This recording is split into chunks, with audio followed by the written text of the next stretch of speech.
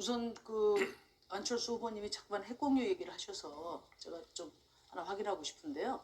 그 원래 이제 핵공유의 어떤 모델로 이야기된 게 나토식 이제 핵공유를 많이 이야기를 했습니다. 그거 이후에 어떤 유형이 있는지 제가 잘 모르겠고요. 제가 알기로는 없습니다. 그리고 나토의 핵공유 부분은 결국은 그 운영권, 그러니까 말하자면 버튼은 결국 미국에 있는 거거든요. 그래서 마치 그것이 실제로 핵의 어떤 사용 자체를 공유하고 있는 것처럼 그 결정권을 공유하고 있는 것처럼 생각하는 것은 사실이 아니다. 그렇지 않다면 어떤 유형의 핵 공유를 말씀하십니까? 그러니까 저는 이미 저 나토 가서 여러 가지로 검토를 다 이미 끝냈습니다.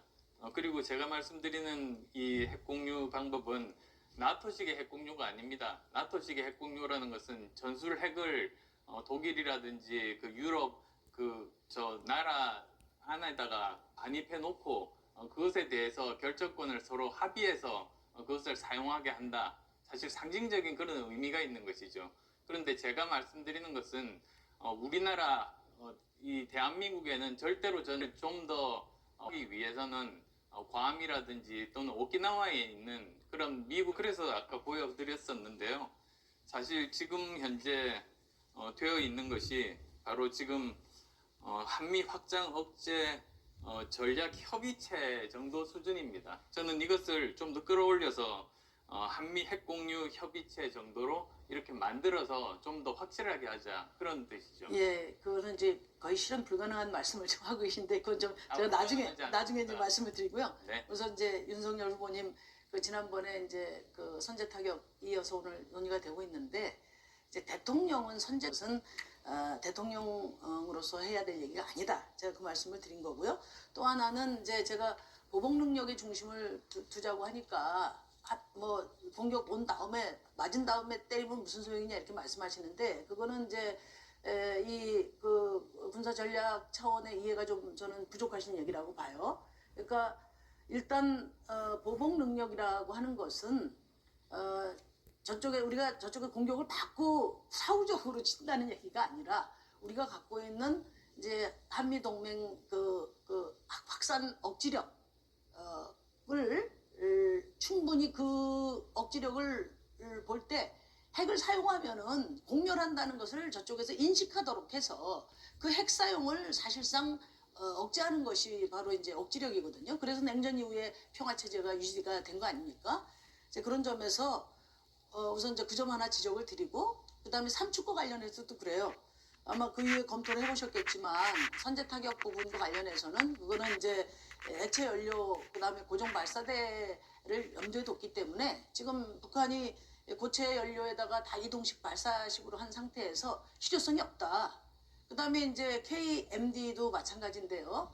지금 아까 뭐 초음속 미사일 이야기 하셨는데 초음속 미사일 시대에 지금 사실 지금까지 준비한 것 갖고 되질 않습니다. 그래서 지금 한미 동맹 차원의 핵 확산 억지력 이것과 우리 국내의 말하자면 그 억지력을 합칠 때 충분히 이 북한이 핵을 함부로 사용할 수 없다는 그런 그 억지력을 가질 수 있다 이렇게 보고 핵을 두려워하실 게 아니고 핵을 극복해야 된다. 그리고 다음은 이재명 후보. 네.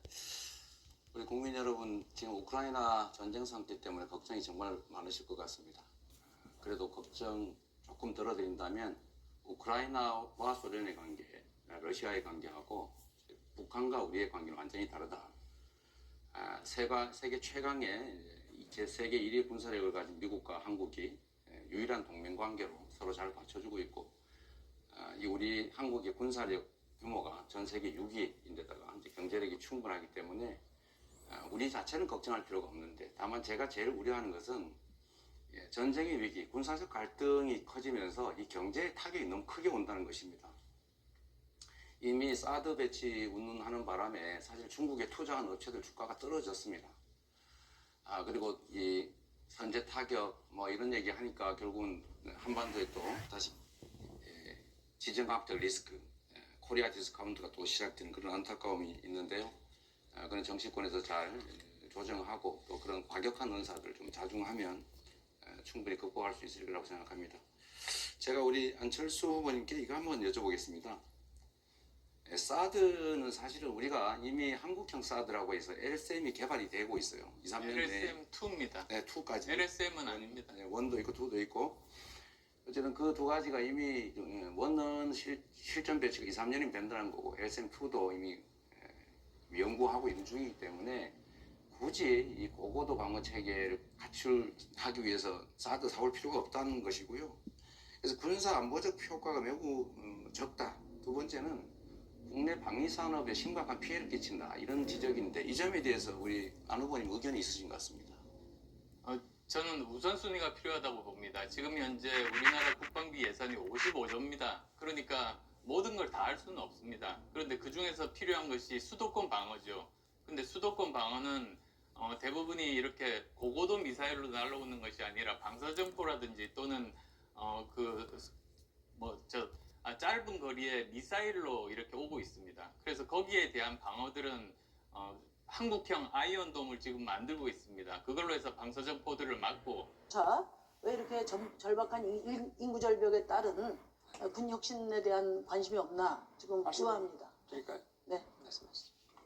그래서 지금 군의 여러 그 병과 중에 나머지 전투병과를 제외한 나머지는 가급적 민간인으로 대체하면서 하고, 그리고 사명 기간이 마치고 나면 자기가 전문 병과로 해가지고 근무를 하면서 거기에는 이제 거기에 맞춘 처우를 하고, 그렇게 해서 또 나중에 사회에 나올 때 일자리를 제대로 찾을 수 있게 지원을 하는 이런 식으로 이제 갈 수.